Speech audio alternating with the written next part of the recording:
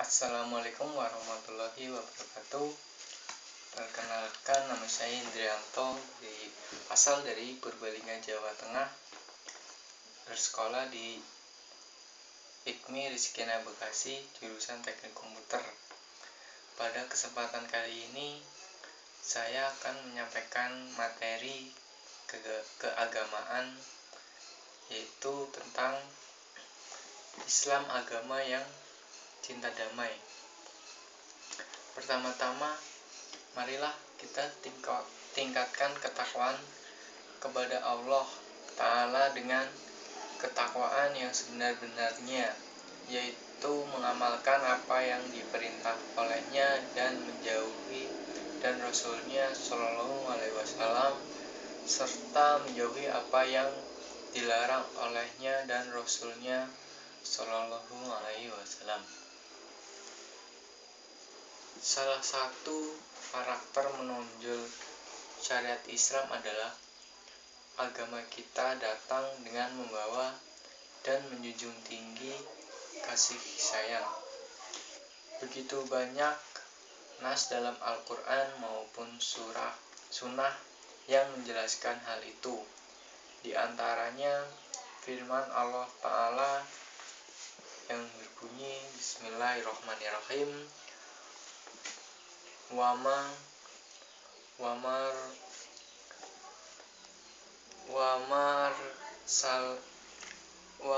arsalanaka illa rahmatan lil alamin, yang artinya kami tidaklah mengutusmu Muhammad melainkan untuk menjadi rahmat atau kasih sayang bagi seluruh alam.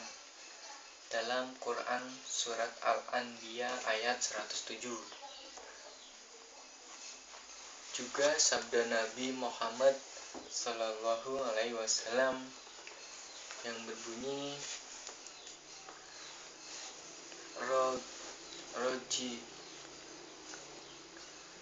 Rojimuna yarhamhum rahmanu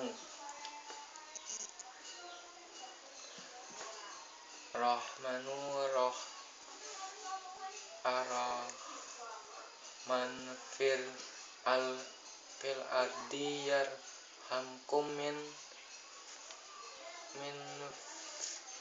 fitnai, yaitu yang artinya orang-orang yang penyayang akan disayangi Allah. Yang maha penyayang, sayangilah siapa yang ada di atas muka bumi, niscaya kalian akan disayangi oleh siapa yang ada di langit.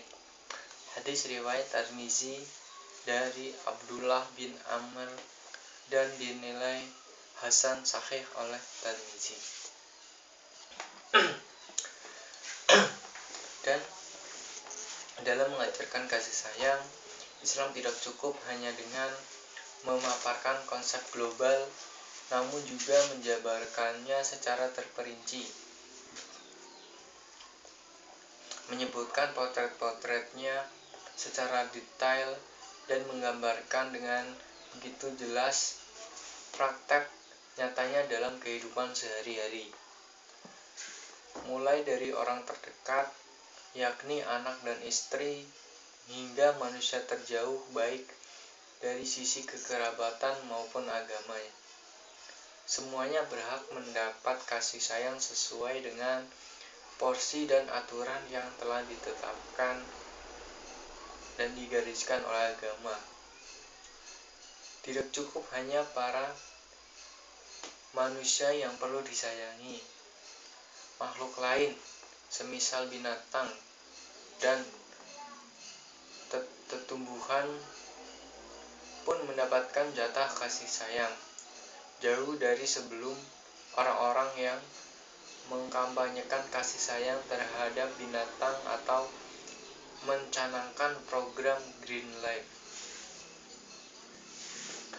Mengenai kasih sayang terhadap anak, kiranya kisah yang terjadi di zaman nubuwah berikut bisa sedikit menggambarkan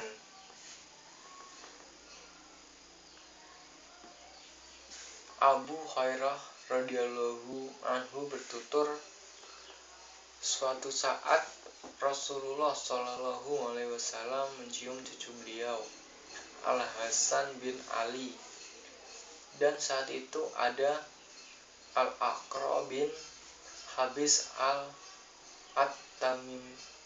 At-Tamimi duduk di samping beliau, serta merta Al Aqra berkomentar, "Aku memiliki 10 anak. Sungguh tidak pernah satupun di antara mereka yang kucium." Maka Rasulullah Shallallahu alaihi wasallam pun memandangnya seraya berkata, "Barang siapa tidak mengasihi, maka ia tidak akan dikasihi." Hadis riwayat Bukhari dan Muslim. Kaum muslimin dan muslimat yang dirahmati Allah, untuk memotivasi sifat saling menyayangi sesama muslim, selain dengan menjelaskan hak dan kewajiban di antara mereka, Nabi kita Muhammad SAW juga membuat sebuah perumpamaan yang indah tentang bagaimana seharusnya kaum muslimin berkasih sayang di antara mereka.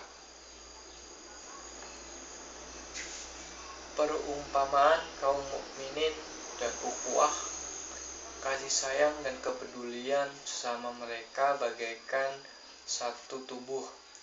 Jika salah satu anggota tubuh sakit, maka seluruh bagian tubuh akan bersolidaritas dengan ikut begadang dan merasakan sakit. Hadis riwayat Bukhari dan Muslim dari An-Nu'man bin Bashir radhiyallahu anhu. Bahkan Islam juga menerangkan jalan yang seharusnya ditempuh untuk mengantarkan kepada terciptanya kasih sayang tersebut. Di antaranya dalam sabda Nabi Shallallahu alaihi wasallam yang artinya, kalian tidak akan masuk surga hingga kalian beriman, dan kalian tidak akan beriman hingga kalian saling mencintai. Maukah kalian kutunjukkan tentang sesuatu yang jika kalian praktekkan, niscaya kalian akan saling mencintai? Tebarkanlah salam di antara kalian. Hadis riwayat Muslim dari Abu Hurairah radhiyallahu anhu. Kaum muslimin yang dirahmati Allah, dalam menebarkan kasih sayang, Islam tidak hanya berhenti dalam wilayah sesama muslim, namun juga merambah hubungan dengan non-muslim. Di antara potretnya yang paling jelas, Islam memotivasi mereka untuk masuk dan mengikuti agama kasih sayang, agama Islam, agar mereka bahagia di dunia dan selamat di akhirat. Rasulullah Shallallahu alaihi wasallam bersabda, "Demi Allah, tidaklah seorang pun dari umat ini, entah itu Yahudi atau Nasrani, yang mendengar tentang diriku lalu ia mati dalam keadaan belum beriman dengan risalahku, melainkan ia akan menjadi penghuni neraka." Hadis riwayat Muslim dari Abu Hurairah radhiyallahu anhu. Andaikan mereka enggan masuk Islam dan tidak memerangi kaum muslimin, mereka tetap berhak untuk disikapi secara lahiriah dengan baik, di mana Allah Ta'ala juga telah menjelaskan, yang artinya Allah tidak melarang kalian berbuat baik dan berperilaku adil terhadap orang-orang kafir yang tidak memerangimu dengan urusan agama dan tidak mengusir kalian dari kampung halaman. Sesungguhnya Allah mencintai orang-orang yang berlaku adil. Quran Surat Al-Mumtahanah ayat 8. Kaum muslimin rahimahumullah, yang lebih menakjubkan lagi, agama kita tidak hanya memperlihatkan kasih sayang sesama manusia, namun juga mengajarkan kasih sayang kepada penghuni bumi lainnya, yaitu binatang dan tumbuhan. Di mana Abdullah bin Mas'ud radhiyallahu anhu mengisahkan, suatu hari kami berpergian beserta Rasulullah Shallallahu Alaihi Wasallam. Di tengah perjalanan, beliau memisahkan diri untuk menunaikan hajat. Saat itu kami melihat induk burung bersama kedua anaknya yang masih kecil. Maka kami mengambil dua anak burung itu. Induk burung itu pun mengepak-ngepakkan sayapnya gelisah.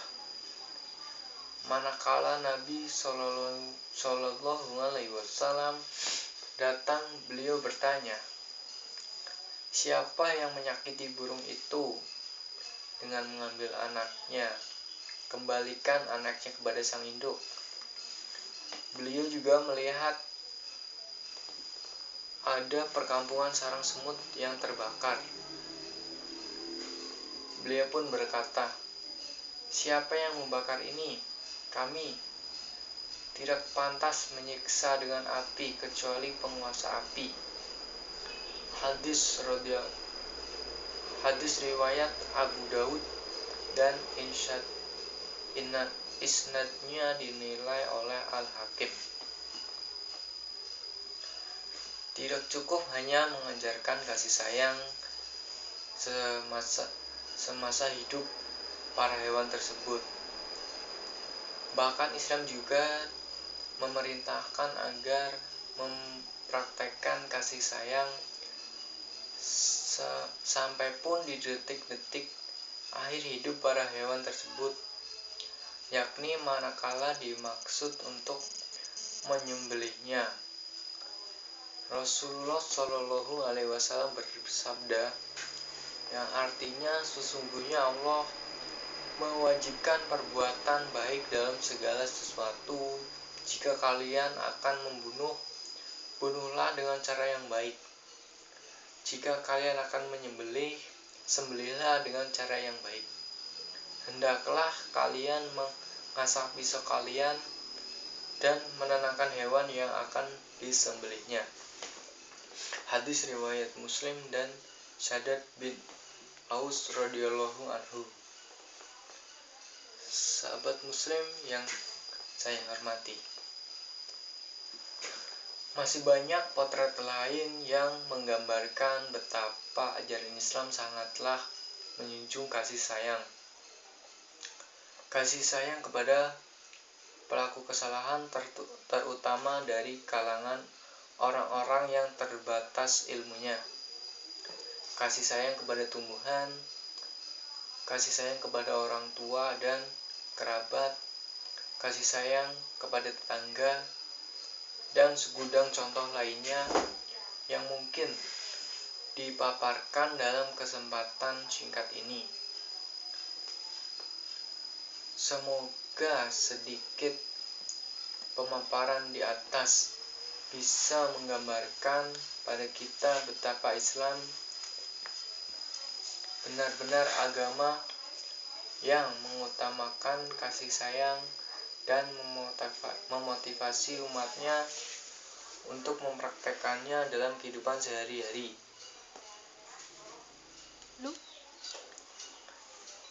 Ya, seperti yang telah dijelaskan, sebagai umat muslim, kita juga sebaiknya harus mengamalkan nilai kasih sayang terhadap sesama manusia khususnya di sekitar keluarga kita, kepada adik-adik kita, kepada kakak-kakak kita, kepada orang tua, kakek nenek, ataupun anak-anak kita nantinya. Dan kasih sayang juga tidak hanya dipraktekkan dalam suatu tindakan nyata, tapi juga di dalam pemikiran kita, di dalam kata ataupun di dalam pembicaraan kita. Karena sesungguhnya dengan mengontrol ucapan kita juga menunjukkan rasa kasih sayang kita terhadap orang lain. Kita juga harus bisa mengontrol amarah kita agar tidak menyakiti perasaan orang lain. Dan sebagai umat muslim juga kita hendaknya tidak menyakiti hewan ataupun tumbuhan dengan merusaknya.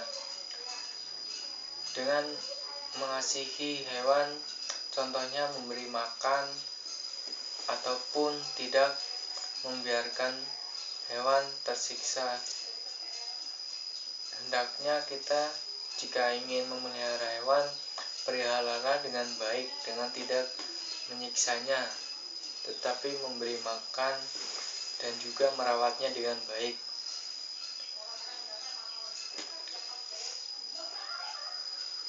Dan itulah sekelumit konsep kasih sayang di dalam Islam.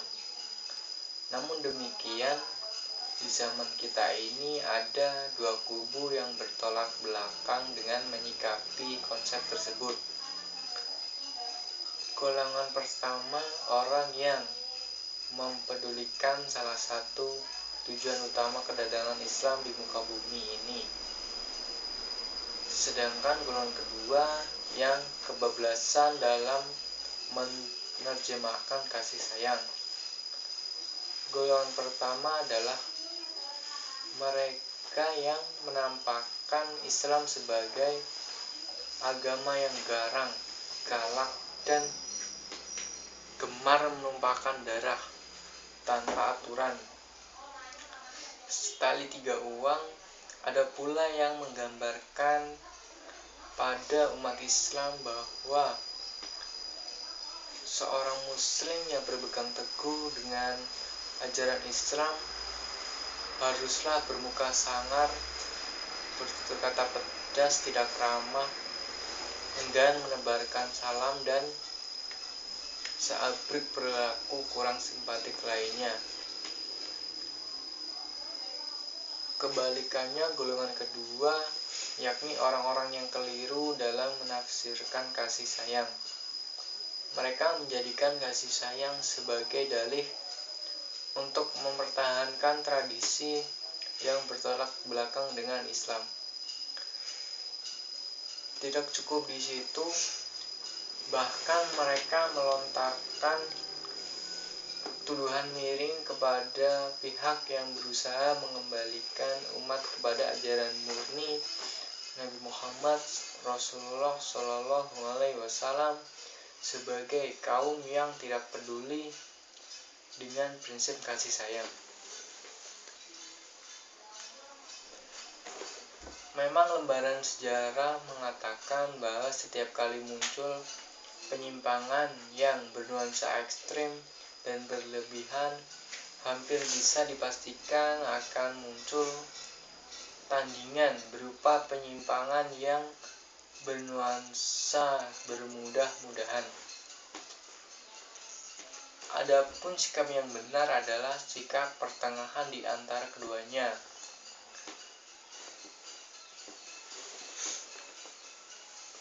Di dalam surat Al-Baqarah ayat 143 dijelaskan yang artinya demikian pula telah menjadikan kalian umat Islam umat yang pertengahan. Sekurang-kurangnya seorang muslim tertuntut untuk bisa memadukan antara dua hal, tegas dalam berprinsip dan santun dalam bersikap. Tegas dalam berprinsip menggambarkan keteguhan dalam berpegang dengan ajaran Islam yang benar. Sedangkan santun dalam bersikap dan keluasan dalam bermuamalah dengan siapapun selama masih dalam koridor yang dibolehkan agama, merupakan jabaran dari kasih sayang kepada sesama insan. Bahkan perilaku simpatik tersebut bisa dimanfaatkan sebagai sarana untuk mendakwahi orang-orang yang menyimpang dari garis lurus tuntutan Rasulullah Shallallahu Alaihi Wasallam. Dan sikap kasih sayang juga bertujuan untuk agar kita tidak terjerumus ke dalam macam-macam penghancur kehidupan. Di antaranya yang pertama adalah sifat syirik atau menyekutukan Allah. Menganggap ada yang menyamai Allah, baik dalam hal sifat maupun zatnya, adalah dosa besar, dosa yang tak terampuni. Neraka ancamannya, pelakunya disebut musyrik. Dalam surat An-Nisa ayat 38, Allah berfirman yang artinya, sesungguhnya Allah tidak akan mengampuni dosa syirik dan mau mengampuni dosa selain itu bagi siapapun yang dikehendakinya. Syekh Muhammad At-Tamimi dalam kitab At-Tauhid menjelaskan bahwa syirik terbagi menjadi dua, yaitu syirik akbar dan syirik asghar. Di mana syirik akbar atau syirik besar yaitu memperlakukan sesuatu selain Allah sebagaimana terhadap Allah dengan dalam hal yang merupakan hak khusus baginya. Contohnya, mestinya hanya Allah yang berhak disembah. Dia menyembah kepada yang lain hanya Allah sang pemilik dan pemberi kekayaan. Dia malah meminta kepada Nyai Roro Kidul atau Nyai Blorong dan sebagainya. Termasuk syirik orang yang menggunakan gelang dan sejenisnya untuk menangkal bahaya. Pernah ada suatu saat Rasulullah Shallallahu Alaihi Wasallam melihat ada seorang yang memakai gelang kuningan. Kemudian Rasulullah Shallallahu Alaihi Wasallam bertanya, apa itu? Orang itu pun menjawab, penangkal sihir. Kemudian beliau memerintahkan, lepaskan itu, karena itu dia hanya akan menambah kelemahan pada dirimu. Sebab bila kamu mati sedangkan gelang itu masih ada pada tubuhmu, kamu tidak akan beruntung selama-lamanya. Hadis riwayat Ahmad dari kitab Tauhid halaman 32. Adapun syirik ashar atau syirik kecil adalah perbuatan yang disebutkan dalam Al-Quran maupun Al-Hadis sebagai syirik tetapi belum sampai pada derajat syirik akbar, misalnya riya atau pamer. Yang kedua, sihir. Sihir menurut Dr. Andes Abdul Wadud dan kawan-kawan adalah segala hal yang tersembunyi atau tidak diketahui sumber-sumber dan sebab musababnya. Secara nalar biasanya digunakan seorang untuk mencelakakan orang lain dari jarak jauh lewat ilmu hitam melalui dukun. Karena sihir sangat merugikan, maka di zaman sahabat pernah ada 3 orang sahabat, masing-masing Umar, Hafsah dan Jundab pernah menghukum mati tukang sihir perempuan. seperti yang telah diriwayatkan oleh Imam Ahmad dalam kitab Tauhid halaman 136. Karena ini dosa besar, maka jangan sekali-kali kita ikut-ikutan menempuh jalan ini. Yang ketiga yaitu membunuh orang. Ini termasuk membunuh orang mukmin melalui bom bunuh diri, membunuh pencuri ayam baik perorangan maupun keroyokan, karena bukan hanya dipertanggungjawabkan dunia akhirat, bahkan merupakan perkara yang dihisab dahulu dalam hubungannya dengan pergaulan sama manusia. Rasulullah Shallallahu Alaihi Wasallam bersabda yang artinya vonis yang diputuskan pertama kali di hari kiamat di antaranya manusia adalah darah. Adapun perkara yang bersifat perorangan atau individual yang akan dihisab pertama kali adalah sholat. Dalam Islam, membunuh selain kafir, harbi atau orang kafir yang memusuhi Islam dan bukan yang diperkenankan agama akan diadili secara hukum kisab atau mengambil pembalasan yang sama sebagaimana tertera dalam Al-Quran surat Al-Baqarah ayat 78. Yang keempat, makan riba. Riba menurut bahasa Arab bayar lebih atau anakan. Di kalangan kita ada yang diistilahkan dengan ngerolasi, renten dan lain-lain. Hal ini dilarang keras oleh Allah. Dalam Al-Quran menyebutkan wa ahalallahul bai'a wa harama riba, yang artinya Allah telah halalkan jual beli dan mengharamkan riba.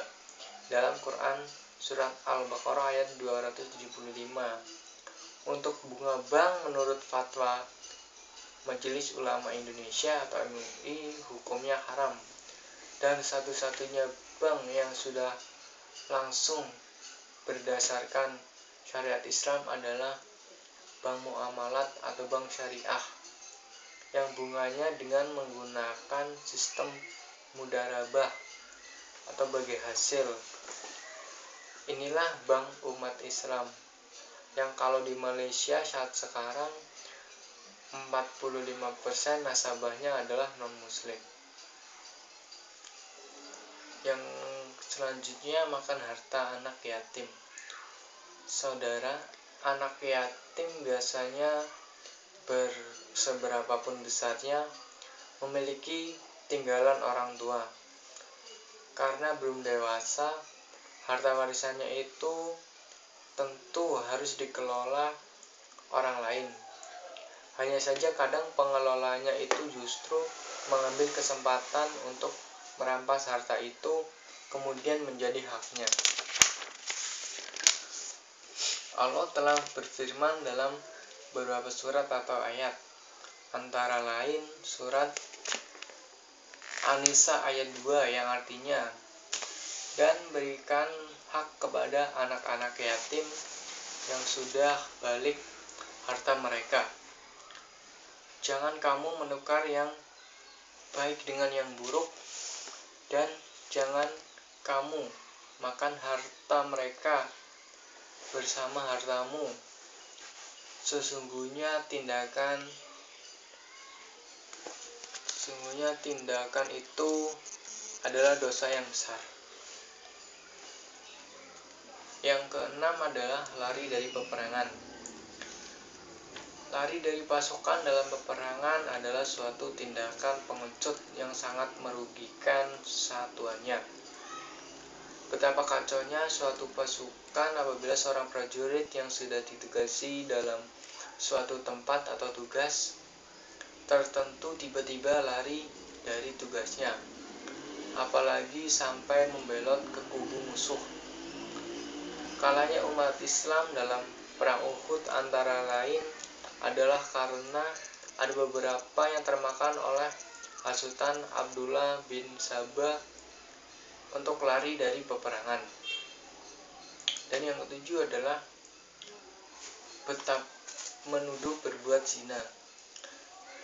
Betapa pedihnya derita batin apabila ada seorang wanita mukminah baik-baik tiba-tiba dituduh berzina tanpa bukti. Pantas bila Allah Subhanahu wa taala menghukum keras kepada si penuduh dengan firman Allah yang artinya, orang-orang yang menuduh wanita yang suci terpelihara berbuat zina tanpa bisa mendatangkan 4 saksi, deralah mereka 80 kali. Quran Surat An-Nur ayat 4. Demikian adalah 7 macam peringatan Rasulullah SAW untuk kita jauhi, agar kita hidup dalam kedamaian dan ketentraman penuh kasih sayang. Dan itulah manfaat dari kasih sayang, agar kita tidak terjerumus ke dalam perbuatan-perbuatan yang merugikan kita dan berdosa besar.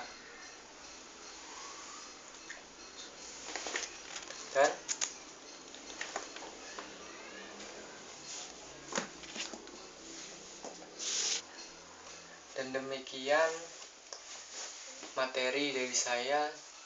Semoga bermanfaat untuk kita semua. Dan terima kasih. Alhamdulillah, berkat kesempatan yang diberikan Allah, materi ini dapat saya sampaikan dengan lancar tanpa halangan suatu apapun. Demikian yang dapat saya sampaikan, dan semoga bermanfaat untuk kita semua. Billahi taufiq wal hidayah. Wassalamualaikum warahmatullahi wabarakatuh.